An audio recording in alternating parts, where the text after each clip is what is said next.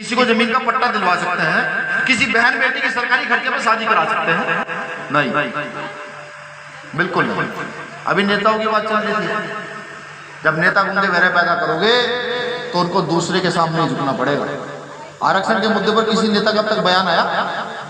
यहाँ पढ़े लिखे लोग भी बैठे हैं, किसी नेता ने कहा खुल करके कि नहीं आरक्षण धन के आधार पर, गरीबी के आधार पर नहीं है, ये गरीबी उन्मूलन कार्यक्रम नहीं है, ये तो जो सदियों का दंश जातीय दंश है उसके आधार पर बाबा साहब अम्बेडकर करके गए थे। नहीं कहा किसी ने। अब क्योंकि मैंने पहले ही कहा कि हम सोए हुए लोग हैं, हम सवाल पूछना ही नहीं जानते। भीम आर्मी ने देश में सिर्फ एक काम किया, भीम आर्मी ने पढ़े लिखे युवाओं को, पढ़ी लिखी बहनों को सवाल करना सिखाया, क्वेश्चन पूछना सिखाया कि जब नेता, अभिनेता और कोई मंत्री, संतरी या प्रशासनिक अधिकारी आपके पास आएगा तो आप सिर्फ उसे सवाल पूछे कि ये काम होना था क्यों नहीं हुआ। इतना भीम आर्मी ने पूरे देश में सिखाया। और इतना सिखाने के बावजूद मुझे जानकारी मिली कि मेरा यहाँ का जो जिलाध्यक्ष है उसकी हत्या की शादी चल रही है। भाई उसे कहते हैं कि इसको मार देंगे, बैठा हुआ इसको मार देंगे। मैं उनसे कहता हूँ देखो भाई तलवारों से पुराना नाता रहा है। मैंने बताया भाई सुहेल देवपासी की धरती है, तलवार के दम पे तो राज हुआ होगा ना उस समय। उदा देवी पासी ने 36 लोग काट दिए थे। देखो भाई मेरे किसी कार्यकर्ता की तरफ उंगली मत उठाना, सीधी सी बात है, वरना वो जो सोया हुआ ब्लड है ना, वो जो खून है सोया हुआ, वो कभी भी जागृत हो सकता है और कब भीमा कोरेगांव हो ये भी हो सकता है। इसलिए यहाँ कोई ना कोई साथी ऐसा जरूर बैठा हुआ लाइव के माध्यम से वो बताए जाकर के उन लोगों को जो कहते हैं कि भीम आर्मी के लोगों की जो आवाज उठाते हैं उनकी हत्या कर देंगे। हत्या करने के चक्कर में मत पड़ना। राजाओं ने तलवार चलानी सिखाई थी तो बाबा साहब अम्बेडकर कलम लेकर चले गए। भाई बाबा साहब अम्बेडकर भी तलवार दे जाते हैं ना, फिर क्या होता? हकीकत है, इसमें कोई झूठ थोड़ी है।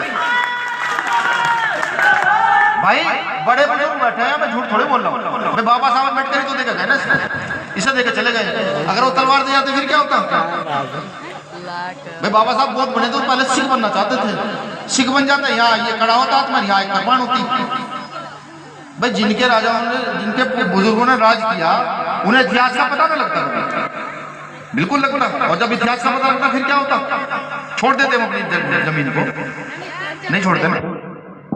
चलिए, तो मेरा निवेदन ये है कि जो जातीय व्यवस्था इस देश में मजबूत की गई है, किस लिए कि किसी तरीके से यहाँ के मूल निवासी लोगों को तोड़कर अलग रखा जाए। इस व्यवस्था को तोड़ने का प्रयास कीजिए, काम कीजिए। अध्यक्ष जी ने सही कहा कि बेटी छोटी का रिश्ता जोड़ना शुरू कर दीजिए। रिश्ते जाति के आधार पर नहीं, रिश्ते जाति के आधार पर नहीं, शिक्षा के आधार पर स्थापित करना शुरू कर दीजिए। देखिए अगले 10 साल में इस देश की, प्रदेश की कैसे स्थिति बदल जाती है। ये जो आज हम आडंबर में पड़े हुए हैं, आडंबर क्या, जब तक वो आप उसको स्थापित ना कर लें तब तक सही मायने में आपको सोने का अधिकार नहीं है, सही से खाने और कपड़े पहनने का अधिकार है नहीं। इसलिए मैं खुश नहीं होता किसी की तालियों से।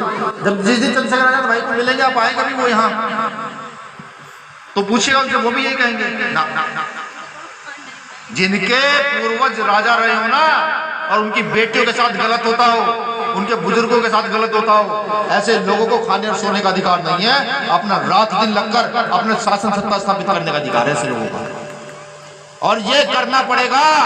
नहीं करोगे तो आने वाली नस्लें गूंगी बहरी पैदा होंगी, नहीं हो सकती। बिहार की घटना बताता हूँ। बिहार में एक हमारी बेटी को उठाया गया, कहनी नहीं चाहिए क्योंकि मेरी बहनें यहाँ बैठी, लेकिन सच्चाई जाननी चाहिए। समाज की बेटी को उठाया गया, समाज के लोग लेने गए तो तथाकथित उन लोगों ने ये कहा कि आकर के 2 दिन के बाद इस लड़की को लेकर जाना। 2 दिन के बाद गए, 2 दिन के बाद उस लड़की की हत्या करके फेंक दी गई। यार जिसके समाज के लोगों की तलवार में ताकत है, जिन्होंने राज स्थापित कर दिया हो, जिनकी माताओं ने 36 लोगों को एक झटके में काट दिया हो, उनकी बेटियों के साथ ये गलत हो रहा है और हम चुप हैं, शांत हैं, नहीं बोल रहे हैं, हमारा जमीर नहीं जाग रहा। उसका भी कारण है, उसका भी कारण है। जो बढ़कर आगे चले गए वो महंगी शराब पीते हैं, जो मजदूर रह गए वो सस्ती शराब पीते हैं। मैंने फिर कहा बुरा मत मानिएगा, सच्चाई है नहीं। मुंह से बताओ जोर से। मैं यहाँ, मेरी बहनें भी बैठी हुई है, सच्चाई है नहीं है? जो नौकरी लग के बाहर चले गए वो महंगी दारू पी लेते हैं, सो जाते हैं, और जो गांव में रह गए, जो मजदूर है, किसान है, वो शाम को सस्ती शराब पी के घर में सो जाते हैं। जब तक अपनी कमियां नहीं सुधारोगे ये घटनाएं होती रहेगी। ना जाने कितने चंद्रशेखर आजाद आएंगे, कितने विनय रतन आएंगे, कितने कुलदीप भार्गव आएंगे, ये सब आकर चीखकर चिल्लाकर जाते रहेंगे। और अगर ये लगता हो अपने इतिहास को दोहराने की ताकत हो, अपने इतिहास को फिर भविष्य बनाने की ताकत हो, और ये मन में हो कि अब से 100 साल के बाद फिर यहाँ पर खड़ा होकर के कोई अब नया इतिहास गाएगा, तो अपने जमीर को जिंदा करो और पूछो खुद से, किस लोकतंत्र के देश में जिन लोगों की आबादी सबसे ज्यादा है, उन लोगों की शासन सत्ता इस देश में स्थापित क्यों नहीं? पूछो अपने आप से, जिस देश के अंदर हमारे राजा रहे हो, देने वाले रहे हो, जिन्होंने कई कई हजार लोगों के पेट पाले हो, आज उनकी औलादें मांगने वाली क्यों है? पूछो अपने आप। जिस दिन इस सवाल का जवाब ढूंढ लोगे ना, उस दिन मुझे नहीं लगता कि हम जैसे चंद लोगों को लड़ने की जरूरत पड़ेगी। फिर एक जत्था होगा लड़ने के लिए, पूरी सेना होगी लड़ने के लिए। 24 राज्यों में संगठन है का है, बिल्कुल। अनुसूचित जाति, अनुसूचित जनजाति, पिछड़ा वर्ग, अल्पसंख्यक, बैकवर्ड, किसी में भी अत्याचार होता है। यहाँ तक भी अगर किसी सोड़ में भी अत्याचार होता है, वो कह देता है भैया मदद चाहिए, तो बिना जान की परवाह करते करे पहुंच जाते हैं, मदद करते हैं। लेकिन कब तक? सड़क पे लड़के, अभी बताया कुलदीप जी ने कि आंदोलन करना है, ये तय हमको करने वाले, हम कर ही नहीं सकते।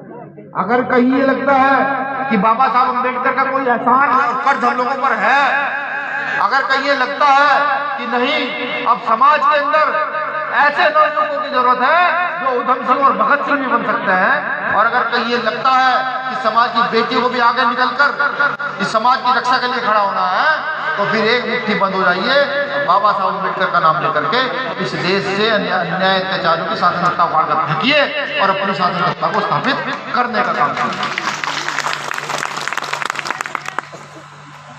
महापुरुषों ने कहा कि मुर्दा लोग मिशन नहीं चलाते, जिंदा लोग मिशन को रुकने नहीं देते। मुर्दा लोग कौन से? जो आराम से कमा खा रहे हैं लेकिन मिशन के नाम पर घर छोड़कर भाग जाते हैं, वो मुर्दा लोग कहते हैं। और जिंदा लोग वो लोग जो यहाँ बैठे हुए हैं, ये सब जिंदा है, आप सब लोग जिंदा हो तभी तो यहाँ हो।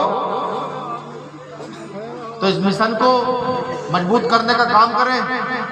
इन शब्दों में कुछ कड़वा लगा हो तो माफ कीजिएगा, क्योंकि जब मैं समाज के बीच आया हूं तो मैं ये प्रण कर आया था कि जो कुछ कहूंगा बिल्कुल सच के आधार पर कहूंगा, जो मुझे पूरे देश में घूम के लगता है वही कहूंगा बिल्कुल। और यही मैं कह रहा हूँ, हमारी जातियां भिन्न भिन्न है इस देश के अंदर, लेकिन हमारा शौर्य और हमारा ब्लड रिलेशन पूरे देश के अंदर एक ही है, और इसी का फायदा उठाने का समय आ गया है। ये लोकतंत्र है, लोकतंत्र के तहत अब हम सब लोगों को इकट्ठा होना है और मजबूती से आगे के लिए बढ़ना है। 2 मिनट में अपनी बहनों से लूंगा। ये जो मेरी माएँ ये चाहती है, नहीं चाहती कि इनके बच्चे अच्छे अच्छे स्कूलों में पढ़ें।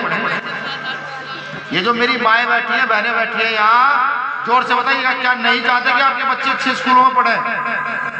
हाँ ना, कुछ कहने के लिए नहीं है भाई, आपसे पूछा ना। अरे मैं भी उन्हीं का फोन हूँ, मुझे पूछ लेना। क्या नहीं चाहती अच्छे स्कूलों में पढ़े? चाहती हो ना? क्या नहीं चाहती कल आपके बच्चे अच्छे स्कूलों में पढ़कर अच्छे अच्छे मकान बने, अच्छी अच्छी नौकरियों पर लगे? चाहती हो ना? हाँ ना में जवाब तो जोर से कहो, अभी किसी से डर नहीं करती, मैं तो मैं खड़ा हूं। अगर यही चाहती हो तो अपने बच्चों की शिक्षा पर सही से ध्यान दो। सुबह उठते हुए स्कूल जरूर भेजना है। आप पढ़े लिखे हो ना हो, महीने में एक दिन जाके स्कूल में अपने मास्टर से जरूर पूछना है, भाई इन्हें पढ़ा क्या रहा है। यो काम शुरू कर दो। मैं कह रहा हूं कि आपका बच्चा अच्छी तरीके से पढ़ लिख कर बड़ा हो, और जिसको ये लगता हो कि वो अपने बच्चों को पढ़ाने में सक्षम नहीं है, वो अपने बच्चों को नहीं पढ़ा सकता। जिस भाई को, जिस बहन को ये लगता हो कि उसे डॉक्टर इंजीनियर बनना है, तो वकील बनना, गरीबी की हालत में है, उसको पढ़ाने का काम भीम आर्मी के लोग करेंगे। मैसेज भिजवाइएगा भैया, ऐसी बात है, भीम आर्मी इस काम को खुद करें। इस काम को भीम आर्मी खुद करें। और ये जो युवा मेरे साथी फोन जो हाथों में ले रहे हैं, अब से काम आप लोगों को भी करना है भाई। फिल्में देख ली बहुत, अब आपको गूगल पर इतिहास पढ़ना है अपना कि हमारा सही में इतिहास क्या, उसकी जानकारी लेनी है कि इतिहास क्या है। बाबा साहब अम्बेडकर को मानते हैं तो क्यों मानते हैं, बुद्ध को मानते हैं तो क्यों मानते हैं, अगर हम उदय देवी पासी को मानते हैं तो क्यों मानते हैं, उनके विषय में जानकारी लेनी है। वो जानकारी लेकर के जाकर गांव-गांव में उस जानकारी को देने का काम करना। एक आखिरी काम और रह गया, मैं फिर कहूंगा भाई बुरा मत मानिएगा, जिन भाइयों की बहनों की शादियां हो गई है, हालांकि देश में जनसंख्या नियंत्रण पूरी तेजी से चल रहा है, लेकिन उससे मुझे कोई मतलब नहीं है। जब तक मेरा समाज खुश नहीं होगा तो मुझे क्या मतलब जनसंख्या नियंत्रण से, या पड़ोसी मेरा चाहे वो सोने के बर्तन में खा रहा हूँ, जब मुझे मिट्टी के में भी मिल रहा तो मैं किसके खुश में क्या कुछ। 2 बच्चे तो अपने लिए, समाज के लोगों से अपील है कि 2 बच्चे अपने परिवार को चलाने के लिए और 1 बच्चा बाबा साहब अम्बेडकर के द्वारा स्थापित भीम आर्मी को चलाने के लिए जरूर पैदा कर दीजिएगा। उस 1 बच्चे की जिम्मेदारी भीम आर्मी खुद उठाएगी और मजबूती से उसको पढ़ाकर अम्बेडकरवादी बनाकर खड़ा करेगी। शुक्रिया, जय भीम। चंद लाइनों से अपनी बात खत्म करूंगा, लाइनें पुरानी है लेकिन बहुत महत्वपूर्ण है। हालांकि तो मुझे मेरे साथी भी कहने लगे भाई साहब ये लाइनें क्यों कहते हो, लेकिन जब जब इस लाइनों का मतलब मेरा समाज समझेगा तो राज्य स्थापित होगा। साथियों, बुलबुल के पंजों में कभी बाज नहीं होती। बुलबुल समझता है ना, छोटी सी चिड़िया और बाज बहुत बड़ी चिड़िया। बुलबुल के पंजों में कभी बाज नहीं होते, बुज़दिलों के हाथों में कभी राज नहीं होते। जिस कौम को पड़ती है सर झुकाकर चलने की आदत, उस कौम के सरों पे कभी ताज नहीं होते, कभी ताज नहीं होते, कभी ताज नहीं होते। समझ भी लीजिए, बुलबुल वो लोग जो इस देश में जाति व्यवस्था स्थापित किए हुए हैं, जिनको जगदेव प्रसाद कुशवाहा 10% कहते थे, साहब मान्यवर काशीराम साहब 15% कहते थे, और बाद हम लोग जिन्होंने इस देश की जल जंगल जमीन को खोद करके नहरें बनाई, बिल्डिंगें बनाई, ये लोग। हम कभी बुलबुलों के पंजों में नहीं रह सकते। मेरी बातों को गौर फरमाइएगा। हालांकि है ऐसा ही कि आज बुलबुल ने बाजों को दबा रखा है ऐसा ही। शुक्रिया, जय भीम। कुछ बुरा लगा हो तो उसके लिए माफी चाहूंगा।